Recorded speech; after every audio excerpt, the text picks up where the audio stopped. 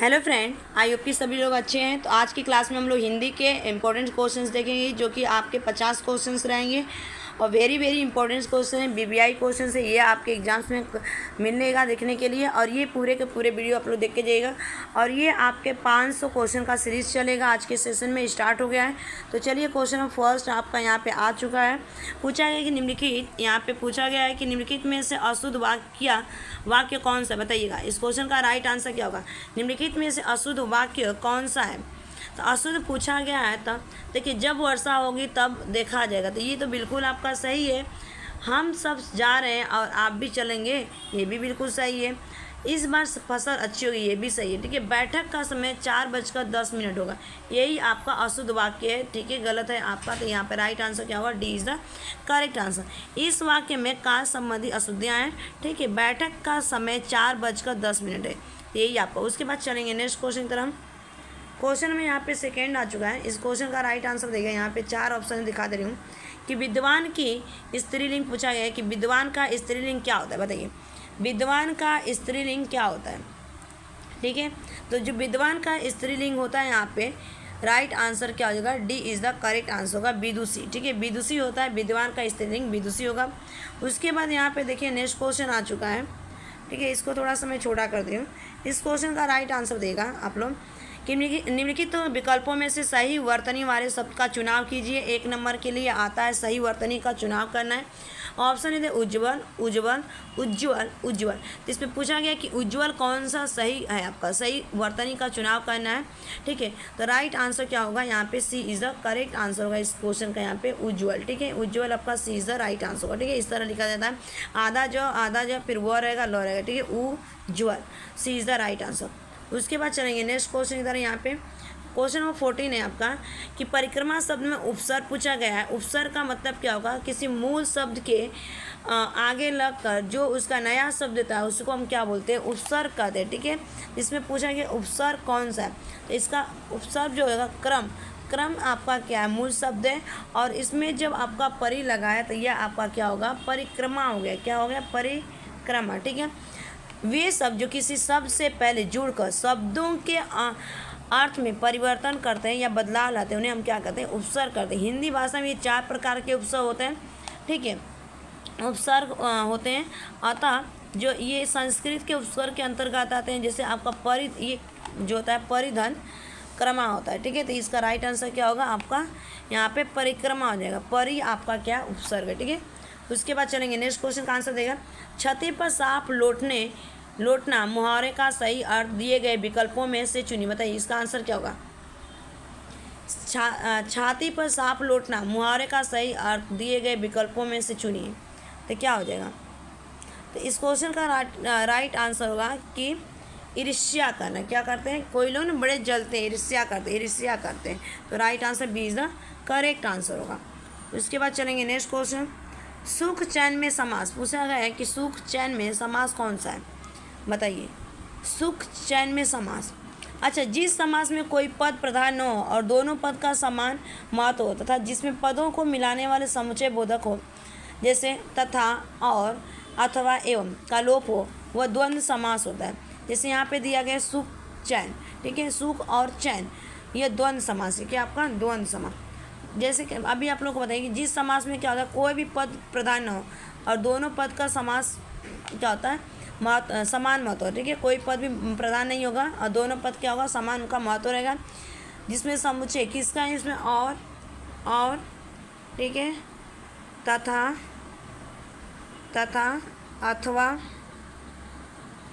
अथवा एवं ठीक का लूप हो, लूप में मीन्स न हो, उसे हम क्या कहते हैं? द्वंद्व समास कहा जाता है। उसके बाद चलेंगे नेक्स्ट क्वेश्चन की तरफ। ठीक है, नेक्स्ट क्वेश्चन आपका यहाँ पे 18 है। पूछा गया है कि चलो जल्दी चलो रेखांकित अंश में कौन सा विशेषण? जल्दी चलो में रेखांकित शब्द में कौन सा विशेषण है? तो देखो, जल्दी चलो निश्चयवाचक विशेषण तो बिल्कुल नहीं होगा। परिमाण बोधक विशेषण नहीं होगा। अनिश्चयवाचक विशेषण नहीं होता। राइट आंसर क्या होगा? क्रिया विशेषण। क्या है आपका? क्रिया विशेषण। जिन शब्दों से क्रिया का विशेषता चलता है, ठीक है, उन्हें हम क्या कहते हैं, क्रिया। जैसे जल्दी चलो, इस वाक्य में जो है ना चलो क्रिया, चलो क्या आपका क्रिया, ये क्या है, जल्द चलो। और क्या बता रहे, क्रिया की विशेषता बताए, जल्दी, जल्दी मीन्स फास्ट, ठीक है, तो ये विशेषता क्रिया की, तो ये क्या होगा, क्रिया विशेषण, ठीक है। उसके बाद चलेंगे नेक्स्ट, इनमें से कौन सा शब्द पर्वत का पर्याय नहीं है, बताइए, इनमें से कौन सा शब्द पर्वत का पर्याय नहीं है। तो जो पर्वत का पर्याय नहीं है, नभ, नभ किसका पर्याय है, ये आपका आकाश का, शयन, भूधर, नग, ये आपका क्या है, पर्वत के पर्याय शब्द है, ठीक है। और जो आपका यहाँ पे है पर्वत जो होता है आपका पहाड़, पर्वत यहाँ सॉरी नग जो नहीं है, ये आकाश का पर्यायवाची शब्द है, ठीक है। उसके बाद चलेंगे नेक्स्ट, क्वेश्चन नंबर 20 है, शाखा का बहुवचन पूछा गया कि शाखा का बहुवचन। तो देखिए शाखा का बहुवचन, शाखा, शाखाएं, शाखियाँ नहीं होगा, शाखाएं होते हैं, ठीक है। तो सी इज द राइट आंसर। इतने इजी क्वेश्चंस आपको पूछे जाते हैं एग्जाम में, ठीक है। उसके बाद चलेंगे नेक्स्ट क्वेश्चन की तरफ। देखिए 71 आ चुका है यहाँ पे कि इस मंदिर में लोग पीताम्बर, ठीक है, पीताम्बर रेखांकित पान का पूजा करते, उपयुक्त वाक्य में रेखांकित पद में कौन सा समास है, बताइएगा। द राइट आंसर होगा इस क्वेश्चन का आपका बहुप्रिय समास है। बहुप्रिय समास क्यों है, इसका डेफिनेशन मैं आप लोगों को बता दे रही हूँ। वह समास जिसमें दोनों पद अप्रधान हो तथा दोनों पद मिलकर किसी तीसरे पद की ओर संकेत करते हो, वह क्या होता है आपका बहुप्रिय समास। जैसे आपका पीताम्बर, तो ये क्या, पीताम्बर का मतलब पीत होता है और अंबर का मतलब क्या होता है, कृष्ण, ठीक है। तो पीताम्बर किसे कहा गया है, कृष्ण भगवान को कहा गया है। और इसमें बोला गया है कि जो दोनों पद क्या अप्रधान हो और दोनों पद मिलकर तीसरे की क्या करते हैं, संकेत करते हैं, उन्हें हम क्या बोलते हैं, बहुप्रिय समास कहते हैं, ठीक है। उसके बाद चलेंगे नेक्स्ट क्वेश्चन की तरफ। खड़ी बोली हिंदी में रचना करने वाला प्रथम कवि किसे माना जाता है, बताइएगा। इस क्वेश्चन का जो राइट आंसर होगा यहाँ पे किसे माना जाता है 72 का, बताइएगा 72 का राइट आंसर क्या होगा। तो राइट आंसर होगा आपका माना जाता है अमीर खुसरो को। किसे माना जाता है, अमीर खुसरो को माना जाता है। उसके बाद चलेंगे नेक्स्ट क्वेश्चन की तरफ, B is the right answer, ठीक है। यहाँ पे 74 है, 74 आ चुका है। श्रीमान का स्त्रीलिंग रूप बताइए, श्रीमान का स्त्रीलिंग रूप पूछा गया है, ठीक है। इसका राइट आंसर होगा श्रीमती। क्या हो जाएगा आपका, श्रीमती हो जाएगा। इंपॉर्टेंट क्वेश्चन से ये। स्त्रीलिंग वो शब्द होते हैं जिस शब्द से स्त्री जाति का क्या होता है, बोध होता है, उसे हम क्या कहते हैं, स्त्रीलिंग। श्रीमान का क्या होगा, स्त्रीलिंग होता है आपका श्रीमती। उसके बाद देखिए यहाँ पे दवाई का बहुवचन पूछा गया है। तो दवाई का बहुवचन आपका क्या हो जाएगा, तो दवाई का जो बहुवचन होगा दवाइयाँ होती है, ठीक है, दवाइयाँ होती है, B is the right answer, ठीक है, दवाइयाँ।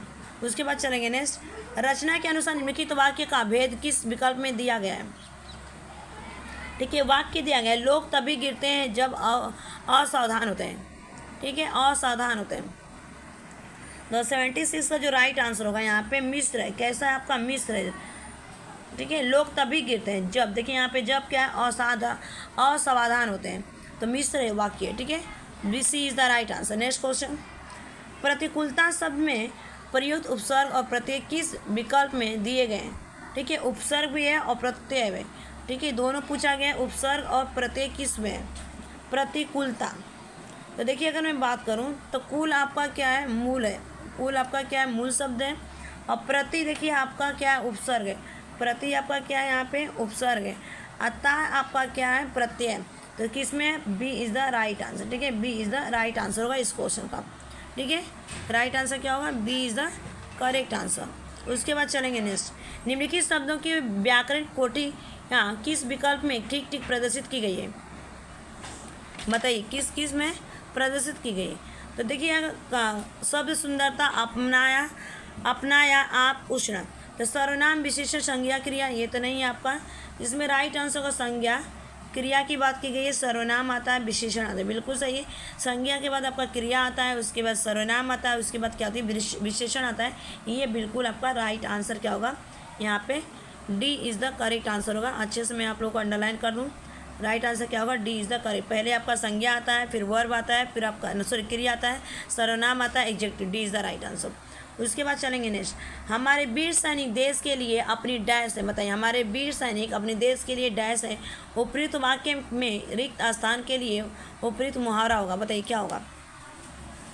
तो 79 का जो राइट आंसर होगा जान लगाना, क्या लगाना, जान लगाना, सी इज़ द करेक्ट आंसर होगा। उसके बाद चलेंगे नेक्स्ट, संस्कृत मूल के जो शब्द उसी रूप में हिंदी में आए उन्हें क्या कहते हैं, बताइए। तो उन्हें क्या बोला जाता है, संस्कृत मूल के जो शब्द उसी रूप में हिंदी में आ गए उन्हें क्या कहा जाता है 80 का, तो कहा जाता है उनको तत्सम, क्या बोला जाता है, संस्कृत को तत्सम बोला जाता है।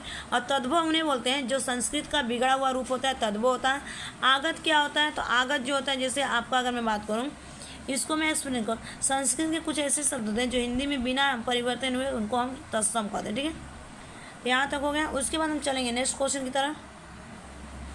नेक्स्ट क्वेश्चन तरफ मूव करेंगे। नेक्स्ट क्वेश्चन आपका 16, ठीक है। 16 का राइट आंसर क्या होगा, 16 पूछा गया है कि जो एक स्थान से दूसरे स्थान पर न लाया जा सके वाक्य के लिए एक शब्द नीचे दिए गए विकल्पों में चुनिए। तो राइट आंसर क्या होगा इस क्वेश्चन का, तो राइट आंसर क्या हो जाएगा बताइएगा। तो जो इस क्वेश्चन का 16 का राइट आंसर होगा अस्थावर, क्या हो जाएगा, अस्थावर हो जाएगा, B is the correct answer, ठीक है। एक स्थान से दूसरे स्थान पर न ला जा सके उसे अस्थावर बोला जाता है।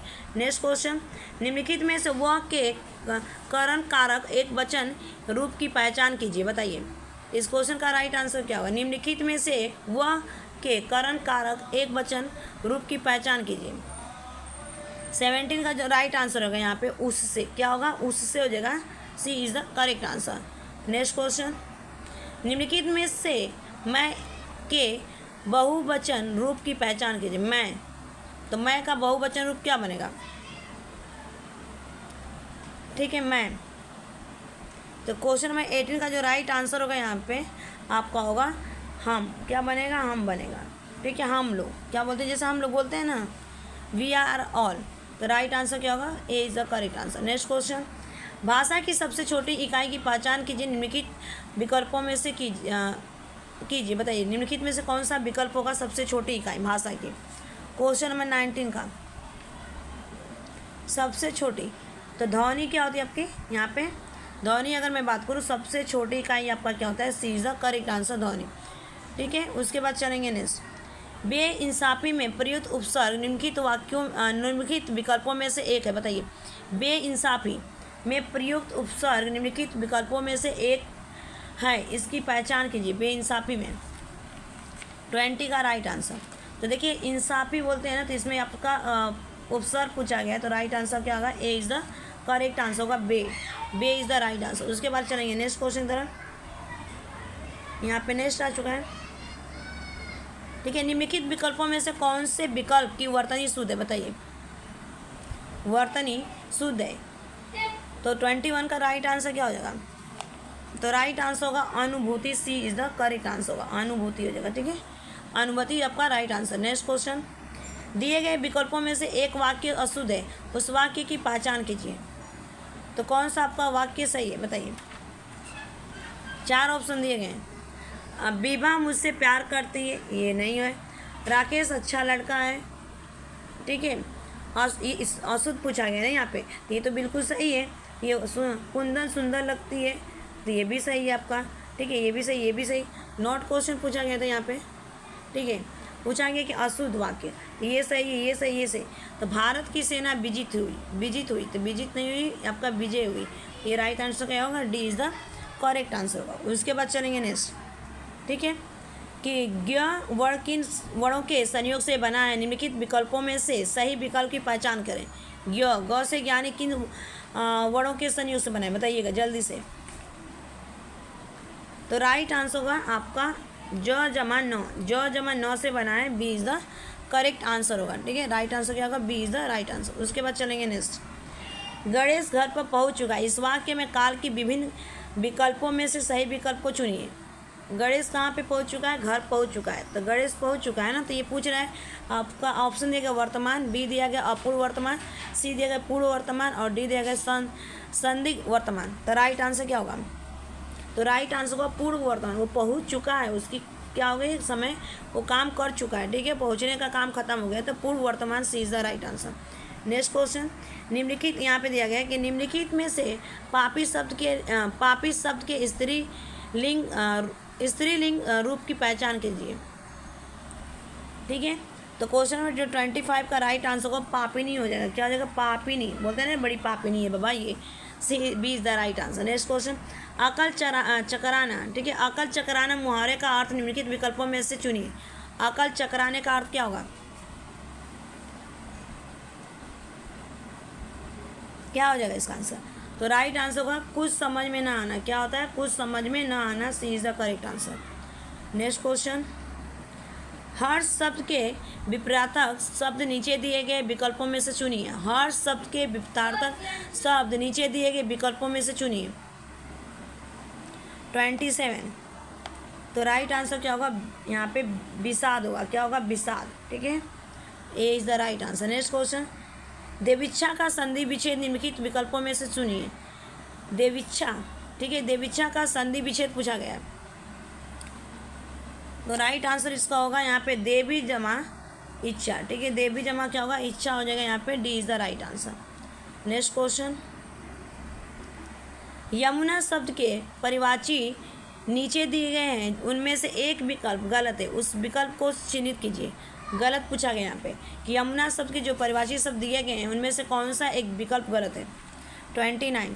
तो देखिए, कृष्णा भी आपका होता है, कालिंदी भी होता है, सूर्यसुता भी होता है, लेकिन आपका कंदिल नहीं होता है, यही आपका गलत था। ठीक है, तो right answer A is the correct answer. उसके बाद यहाँ पे देखिए आप लोग 30 क्वेश्चन दिया गया है कि नीचे दिए गए विकल्पों में से किस विकल्प में आवा प्रत्यय नहीं आया है, उसकी पहचान। आवा। ठीक है, प्रत्यय पूछा गया। प्रत्यय का मतलब कि मूल शब्द के पीछे जो लगता है और नया शब्द देता है या बदल कर नया शब्द बन जाता है, उसका हम प्रत्यय बोलते हैं। तो 30 का राइट आंसर क्या हो जाएगा?